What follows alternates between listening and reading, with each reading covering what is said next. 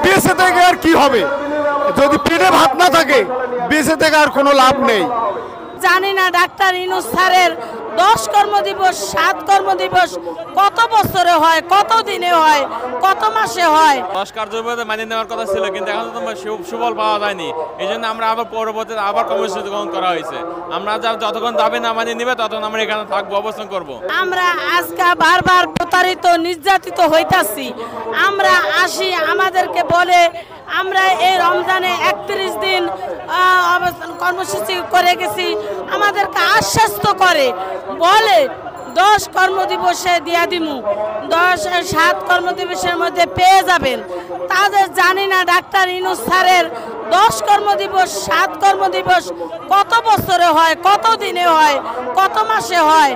তবে আমার একটা কথা, আকুল আবেদন, ডাক্তার ইউনূস স্যার আমাদের সামান্য একটা কলমের খোসার মাধ্যমে আমরা 20,000 স্কুলের শিক্ষকরা ঘরে ফিরতে পারি। আমাদের এক দফা এক দাবি জাতীয়করণ করে দিব, হয় জাতীয়করণ দিবে, না হয় মরণ। আমরা বাংলাদেশ বেসরকারি প্রাথমিক বিদ্যালয়ের দীর্ঘ 1.5 যুগ যাবৎ আমরা এই মানে বিনা ইয়েতে টাকা পয়সাতে বিনা বেতনে আমরা পরিশ্রম করে আসতেছি। আমাদের গত 1 মাস আগে রমজান মাসে আমরা 1 মাস অবস্থান কর্মসূচি পালন করছি। আমাদের বলছিল যে গত রমজান ঈদের পরে 10 কর্মদিবসের পরে আমাদের জাতীয়করণ করার কথা বলছে, কিন্তু আজও পর্যন্ত আমাদের জাতীয়করণ করছে না। আমরা জোর দাবি জানাচ্ছি আমাদের স্কুলগুলি যেন, বেসরকারি প্রাথমিক বিদ্যালয়গুলি যেন জাতীয়করণ করে দেয়। শুধু এই 2-3 দিন নয়, আমরা বিগত দিনে রমজান সহ 31 দিন আন্দোলন করেছি।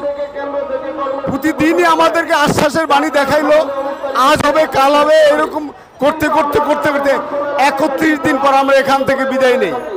কিন্তু এখন আমাদেরকে প্রতিদিন আবারও সেই পূর্বের মতোই আশ্বাস দিয়ে আসছে, এই দিচ্ছি দেখি কি করা যায়।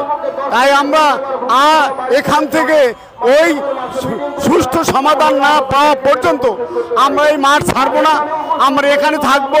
তার উপস্থ কর্মকর্তারা তারা যেন মনে না করে এই শিক্ষক দুর্বল হয়ে গেছে, তারা এখান থেকে দুর্বল হয়ে বাড়ি ফিরে যাবে। আমরা দাবি আদায় না হওয়া পর্যন্ত তারা কেন দিচ্ছে না তা আমি বলতে পারবো না, তবে আমরা দাবি হওয়া না পর্যন্ত মাঠ ছাড়বো না। হয় দাবি আদায় করব, না হয় ঢাকা শহরে মরবো। তার কারণ আমরা কি করব, বাড়ি গিয়ে কি করব? আমরা ছেলে সন্তান স্ত্রী পুত্র সবার কাছে ছোট, কারো দাবি পূরণ করতে পারি না, চাওয়া পাওয়া পূরণ করতে পারি না। সবাই আমাদেরকে ঘৃণা করে, নিন্দা করে। নাম দিয়ে আমরা চাকরি করি, বেতন নাই, চাকরি আছে বেতন নাই। তাই আমরা প্রতিজ্ঞা করেছি, পণ করেছি, আমরা এই রাজপথ ছাড়বো না। যতই ভাবুক, যতই ভয় দেখাও, জল কামান দেখাও, বেঁচে থেকে আর কি হবে? যদি পেটে ভাত না থাকে বেঁচে থেকে আর কোনো লাভ নেই।